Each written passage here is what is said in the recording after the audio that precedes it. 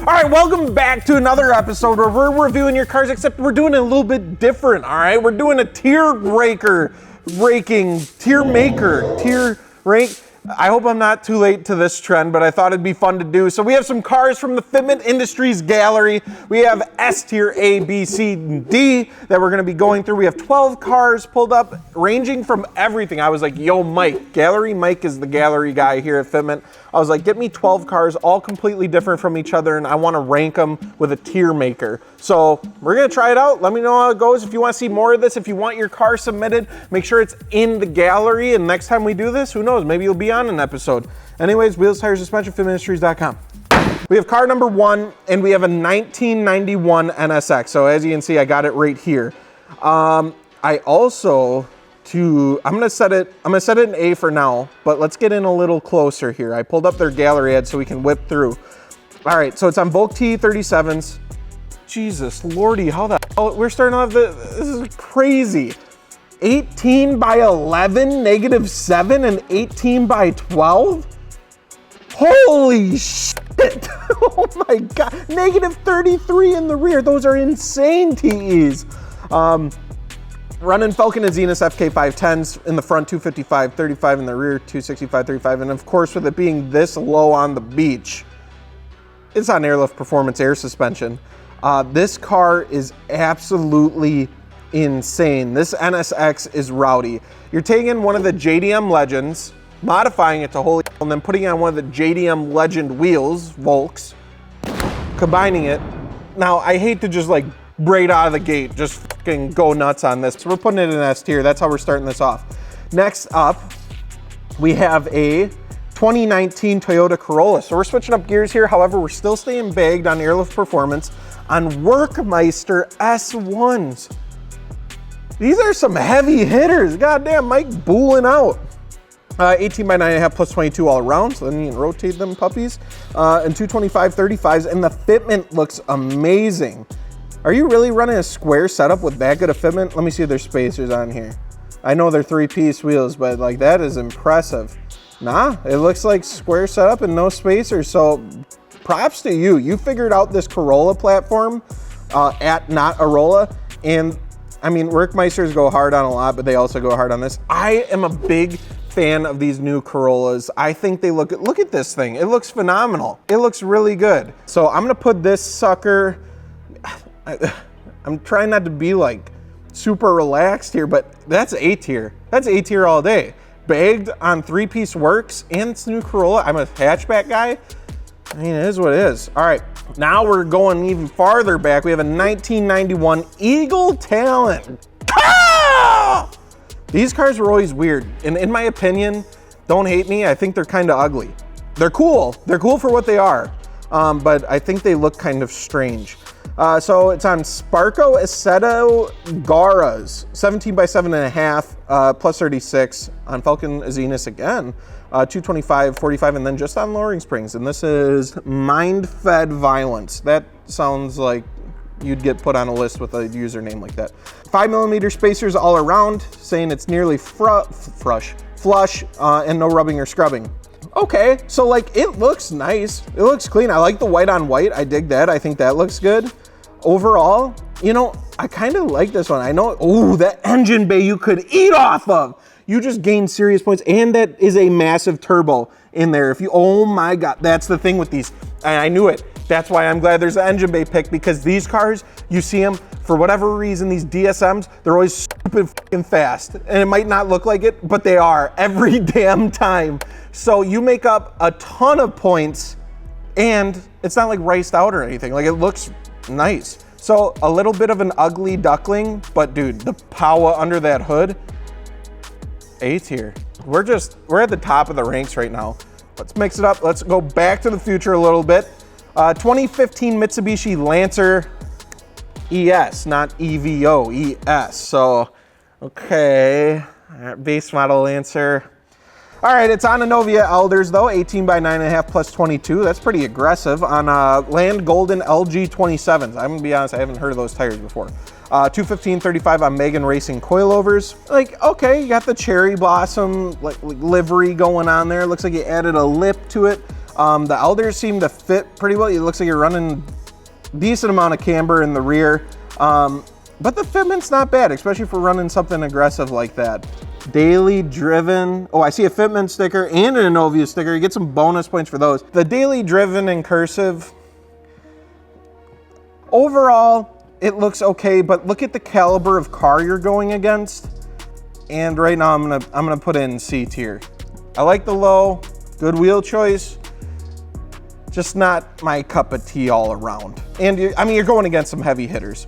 All right, next up we have a 2010 Honda Civic Si on Avid 1 AV6s, 17x8 plus 35 hand-cooked Ventus V2 concept, 215/45, and then on D2 racing lowering springs. So what I'm getting out of this is kind of like your budget daily driver setup, right? Like you're into cars, you have a daily driver, you want it to look a little bit different than stock, but you don't got a ton of money to just blow on it. This is kind of the setup you go with, and it's very common. We see it a lot. Doesn't look too shabby, but I would like to see a different set of wheels on here. That hood bra, first of all, hood bras suck because they just end up scratching your hood more than they protect it. Second of all, this one looks like it's on its last leg. Lowering springs, it actually dropped it pretty good, it looks like. So that's cool. You're able to lower it, keep the functionality of it. Not too shabby for a daily driver setup, which in my opinion puts it right along with the Lancer.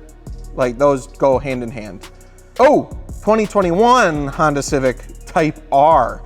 They got it in the blue too on Enkey TSVs, 18x9.5 plus 40 all around on some Continental Extreme Contact DWS 06 plus.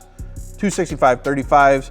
So the thing with the 10th gen Honda Civic Type R, which we talked about in our most recent video about the Type Rs, is it's kind of like done from the factory and not in a bad way. So you don't need to do a lot to it to make it look nice. I think the carbon hood is kind of sick. These wheels look good. They're OEM plus, right? Like they don't like stand out a ton. They kind of look like they're meant to be on the car. Stock suspension. So I'd like to see it lowered. You know, I'd get some coilovers on it. Clean up that wheel gap a little bit. Maybe, honestly, you could get away with lowering springs. Let me see where I put this one. I'm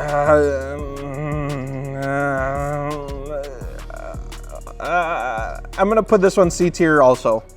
All right, next up, 2008 Nissan 350 Z on some Conte KMPs, 18x10.5 plus 12, because you can fit some thick boys in these. Falcon is ESFK 510, popular tire of the day, I guess. 245/35 on some BC Racing coilovers. This is flyout.co. Ooh, I mean, this looks pretty clean. A lot of Zs that you see, they're clapped. They've been put through a lot. So this one, I kind of like that it's not like overly crazy, because a lot of times too, when people get their hands on these things, they go buck wild with them. They got like wide body flares glued to them and the biggest chassis mount wing that's on the market. It's kind of refreshing to see one that's just like lowered and tastefully modded. So it looks like, I mean, it's got an exhaust on it. It's lowered. KMPs look alright on there. I like it. The fitment's good. All right, it's pretty basic. I already know where I'm gonna put this. We're piling up in the C tier. Now, C's not bad. It got me through high school, all right? So don't be mad about it.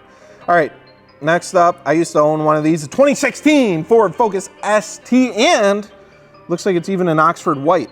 So it's on 1552 Tarmacs. Yep, 1552 for a long time. That was like the only wheel company that had a 5x108 wheel.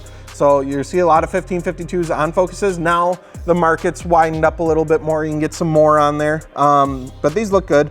On Falcon, I've seen this 5K. How popular are these tires? 225/45, and then on Raceland coilovers. So budget coilover setup, wheel and tire setup's pretty decent. I would like to see probably some different coilovers on there. I've had Racelands in the past because I bought cars with them on there, and I was not a big fan. The Rally Innovations wing on there, those are kind of cool because I believe those are now discontinued. I used to have one on my ST as well, and I liked it. I don't know, some people gave me because it's like you put a wing on top of a wing, but I think it looks kind of cool on these. If you kept the dealership sticker on there, I'm gonna put it in D tier. No, I'm just kidding. I'll put you in C. Man, they're all piling up there. But this next one looks like to be a heavy hitter. We have a 1989. That's old as that's older than me. Nissan Skyline GTS-T, not GTR. So if you didn't know, GTS-T is rear-wheel drive. It's still a turbo 6-cylinder, but GTR is obviously all-wheel drive. But this thing has some shit done. We have Work VS MX. In the front, it's 18 by 10.5, negative 15. The rear, 18 by 12, negative 37 on Federal 595s. This is man with the most expensive wheels and then the cheapest tires. And then it just says coilovers. So I don't know if it had to have some custom coilovers or ones we didn't offer. Either way, coilovers. Wide body kit with some hammering for the trimming details. I like it. From the owner, an RB20 DET with an RB25 turbo, Mishimoto intercooler, radiator, catch can, and overflow tank. It does rub. It has 15 millimeter wheel spacers in the front, and I wonder if at that point it's just to get it away from the coilover so the wheel isn't digging into the coilover since they're so wide and the offset's so wild. God damn, this thing is crazy. I like the green. You don't see green a lot. Oh, those wheels are crazy. And look at the lip on them. Bro, you could charge rent in Cali to live on the lip of those wheels. Holy shit. And I'm in between. I mean, this is another kind of JDM legend. It isn't the GTR.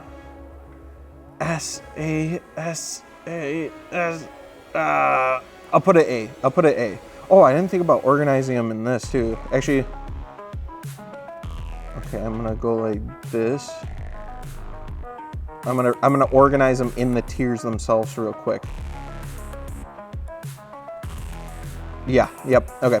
Next up, 2015 Volkswagen GTI on some Enki RPF ones, classic choice, 18 by 9.5 plus 38 all around. Bridgestone Potenza RE71Rs, 235/40 on H&R lowering springs.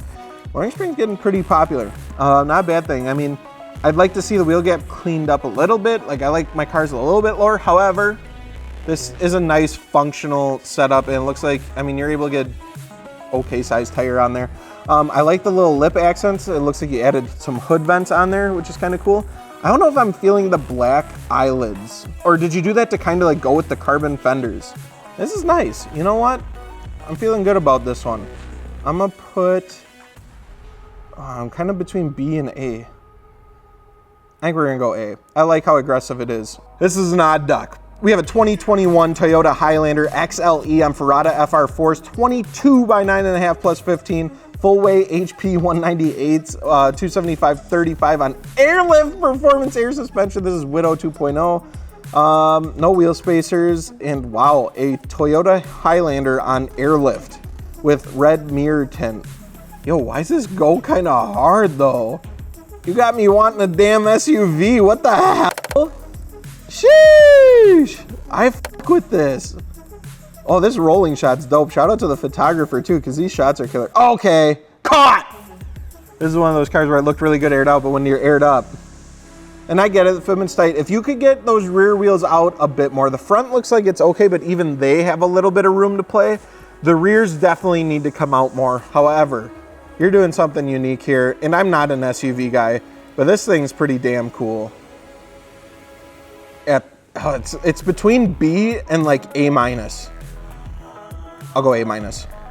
All right, and then we have the last car here, 2015 Scion FRS. Oh Jesus, on some ESR AP8s, 18 by 10.5 plus 22, on some Toyo R888s, 235/40 on airlift performance air suspension. Aussie Folly 14. Hopefully I pronounced that right. Let's check this thing out. Man, these things can be made so wild. I mean, similar to the 350Zs, you see people hop on these cars and they go crazy with them. Obviously, you have the big fender flare kit on there and the most wild, like, rear canards, diffusers in the back. I'd like to see some 3-piece wheels in the future, so that way you don't got to run a 2-inch wheel spacer. But you did get the fitment dialed in, so at least they look good on there and you're not running in hovercraft mode. The chameleon paint jobs, they're neat, or wrap jobs. However, I'm just getting a little tired of them. I'd almost rather see it just one color, to be honest. Overall though, extremely nice cars. I'm gonna put that one in B tier. So there is my tier list. What do you guys think? Make sure you comment down below.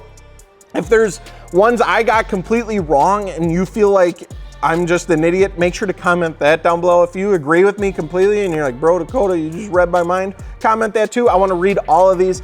Don't forget, wheels, tires, suspension at fitmentindustries.com. And if you want to make it in one of these episodes, all you got to do is add your car to the gallery at fitmentindustries.com. It's that easy. Upload a few photos, tell me what you got going on. Who knows? Maybe you'll make it an episode. This was fun to do, and we'll talk to you guys later.